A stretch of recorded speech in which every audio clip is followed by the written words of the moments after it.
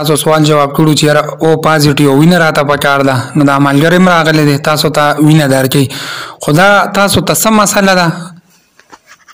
مونږ ته د کینسر مسله به زمونږ د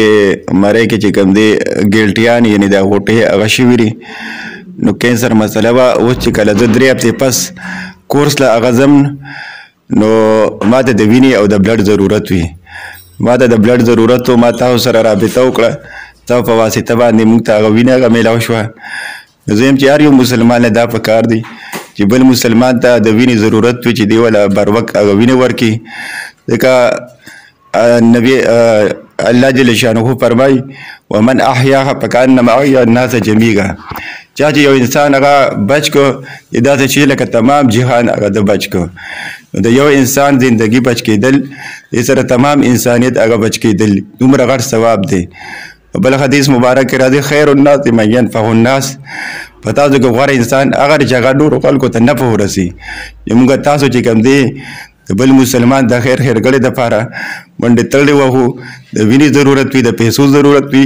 موږ تاسو بل مسلمان سره امداد او هیلپ هغه کو جزاک الله بل ملګرو دا وینه داسې شی دی چې دا په دکان کې نه میلاویږي دا په بازار کې نه میلاویږي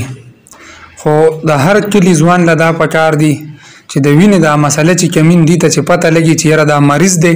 نو چې بې حسابه بې کتابه ځان رسي ډاره کې ایمرجنسي کې حافظ صاحب به ښه نارمل زندګي تېروله ښه یو نارمل ژوند دی تېرو خپلو بچو سره خو بس د الله له طرف نه امتحان نه هغه مری باندې دړ شو ډاکټر له لاړ غوټې وي اپریشن وشو نو هغې کې کینسر راووتو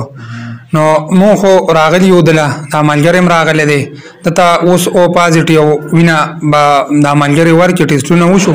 خو مطلب د دې خبره دا دی چې د دې حافظ صاحب او یا داسې نور مریضان زموږ په دې علاقو کې دي چې د تلسیمیا بیماران دي ماشومان دي یا د کینسر بیماران دي دې ته وینه برابرول ګران کار دی نو زما ټولو چې کوم نوجوان نسل له هغې ته درخواست دی چې دې مریضانو له وینه ورکړو دې سره منډې وخو د دې پړه باندې لاس دو نو په دې کې به د دې او سلیم ښي او الله تعالی به د دې دا ژوندونه بچ کړي جزاک الله